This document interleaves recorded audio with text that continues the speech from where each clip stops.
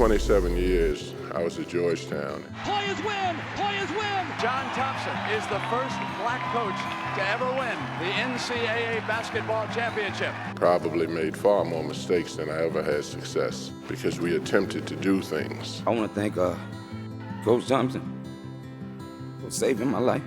People tend to fear what they do not know. Because of how we carried ourselves, people had a tendency to say that we were trying to intimidate. We were trying to win.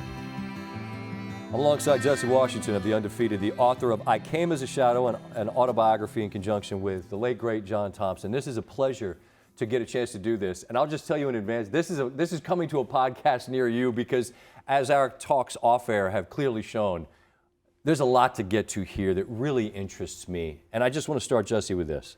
If we compare John Thompson, the perception of the man, and who the man was, how vastly different were they? An ocean. And that's really why he wrote the book. After all these years of sucking it up, of taking it on the chin, in order to protect his players, in order to win games, in order to focus, he felt that now was the time to explain what he did and really why he did it, and the people who influenced him to do the things that he did. Did it hurt him, or how so, to be viewed as this man who inspired fear, I think, in people when maybe it served its purpose, but wasn't necessarily who was really at the root of the man?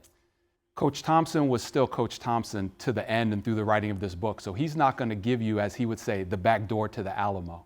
But I think when people read the book, they're going to get a sense of the pain that it must have delivered to anybody to be called things you're not, to be called a racist when you are the one who is being treated as in a racist fashion, to be vilified, to be demonized just because you're a big black guy with a big voice. Right. I think that there was pain, although he held on to it and he conquered it really for the betterment of us all.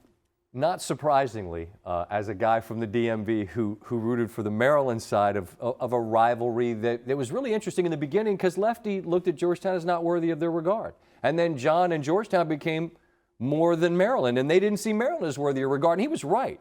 But it's amazing to realize that when Lefty went into the hall, who did he have introduce him? John Thompson. How do we best explain what those men meant to one another? Lefty and Coach Thompson had this relationship that Coach had with a lot of his rivals.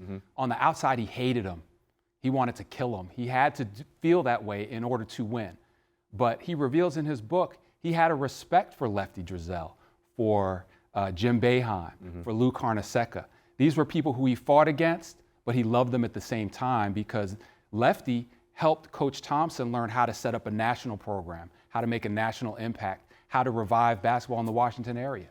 There's one chapter of the book entitled simply Rayful. And again, if you're from here, you know what that means. Rayful Edmonds, he was, in short, a massive drug kingpin. And he had the kind of reach and kind of cachet locally where if he wanted to get to Georgetown kids and hang with them, he could. When John summoned him, the legend goes, like he called him in, sat him down, and gave him the what for. Was John really doing that, or was John maybe even playing chess with Rayful Edmonds?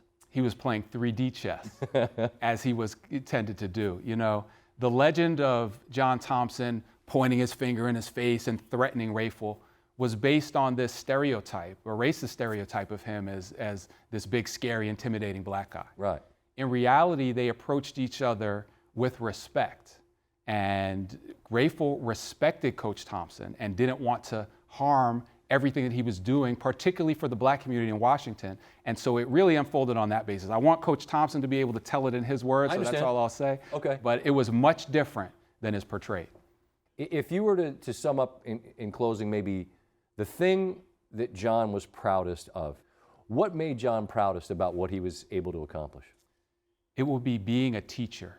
And not just teaching kids how to get their diploma from Georgetown, but really teaching them about life and about teaching us about ourselves, about teaching everybody, even to this day, that black people can succeed intellectually and can chase success with their minds and not just by dunking their way to glory. That's what he was proudest of.